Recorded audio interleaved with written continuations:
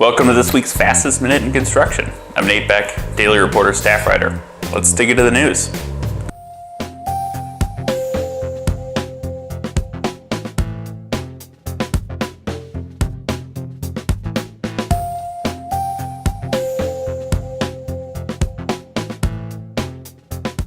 Foxconn won't qualify for any state tax credits this year after falling short of its hiring goals in 2018. The technology giant hired 178 people in Wisconsin last year, 82 short of the minimum number needed to claim cash as part of a $4.5 billion incentive package.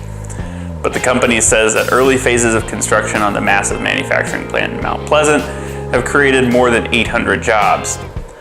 The company also said that it has hired contractors based in 13 counties in Wisconsin last year.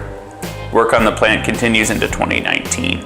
Foxconn says it plans to hold several more information sessions for contractors this spring before breaking ground on several buildings that will be used for work on advanced display manufacturing, for instance. The De Pere businessman who defrauded investors and a state business development agency out of millions of dollars is headed to prison for more than 7 years. Ron Vanden Heuvel set up a company called Greenbox, which promised to turn fast food wrappers into paper products and synthetic fuel. Prosecutors argued the business plan was a sham, propped up by Vanden Heuvel's fantastic claims. Investors in the Wisconsin Economic Development Corp ultimately gave Vanden Heuvel a combined $9.4 million in cash that went to pay past debts and fund a lavish lifestyle complete with Packers tickets and a Cadillac. A judge this week sent Vanden Heuvel to prison for 7.5 years and ordered him to pay back cash he'd been loaned.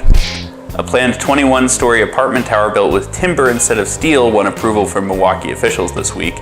The Ascent Tower in downtown Milwaukee would be the largest of its kind in North America to use a process called mass timber in its construction. Instead of steel frames, the building relies on wooden beams fused together for support. The project won approval from Milwaukee's Plan Commission this week and heads to the full council for approval. Construction is slated to start this fall and wrap up in 2021. That's it for this week's Punch List. We'll see you next week.